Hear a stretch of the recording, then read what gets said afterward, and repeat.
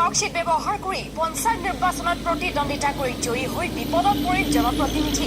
কেৱল নিৰ্বাচনতে নহয়, কলেজতো ভৰ্তি কৰিলে নাম।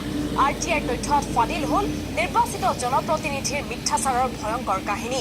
প্ৰবঞ্চক জনপ্ৰতিনিধিৰ বিৰুদ্ধে আৰক্ষী থানা আৰু CIDত পৃথকে পৃথকে গোচৰ।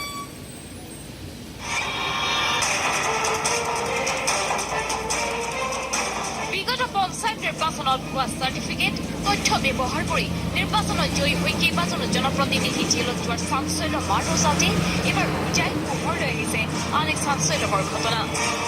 লামডিং উদ্যান খণ্ডৰ অন্তৰ্গত কাকিটমীয়া গাঁও পঞ্চায়তৰ পৰা কাউন্সিলৰ হিচাপে নিৰ্বাচিত হৈছে এইজন ভদ্ৰলোক মফিজুৰ ৰহমান।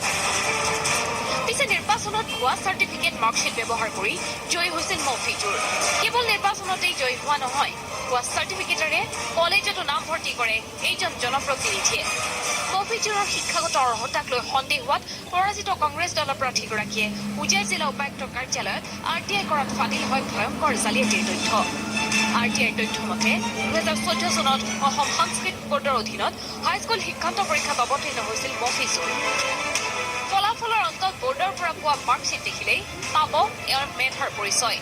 সংস্কৃত 0, অসমীয়া 18, ইংৰাজী 19, সমাজ বিজ্ঞান 21, সাধাৰণ গণিত 20, সাধাৰণ বিজ্ঞান 30 নম্বৰ।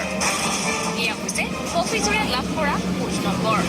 বোৰ্ডৰ ফলাফলৰ বিপৰীতে ভুৱা মাৰ্কশ্বিট তৈয়াৰ কৰি দ্বিতীয় বিভাগত উত্তীৰ্ণ হোৱা দেখুৱাই ধৃত মফিজুৰে।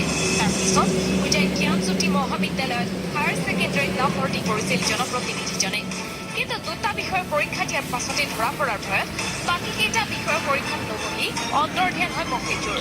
পৰৱৰ্তী সময়ত বৰাক ভেলীৰ এখন স্কুলৰ পৰা পাছ কৰা দেখুৱাই প্ৰবঞ্চকটোৱে। এক্সাম হৈছে মাজত দুদিনমান এক্সাম দিছে, পাছতে মোক ক'লে যে মেডিকেলত আছে বুলি, বাকী এক্সাম দিব পৰা নাই। এতিয়াতো ফাইনেল ইয়াৰৰ এক্সাম হায়াৰ ছেকেণ্ডেৰী ফাইনেল ইয়াৰৰ কাৰণে যিটো এডমিশ্যন ল'ব লাগে এডমিশ্যন লোৱা নাই।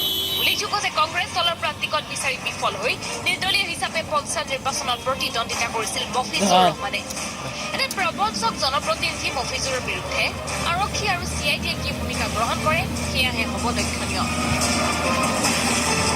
নৱকাৰ পৰা Abdul Hakim, news 18 Assam north east.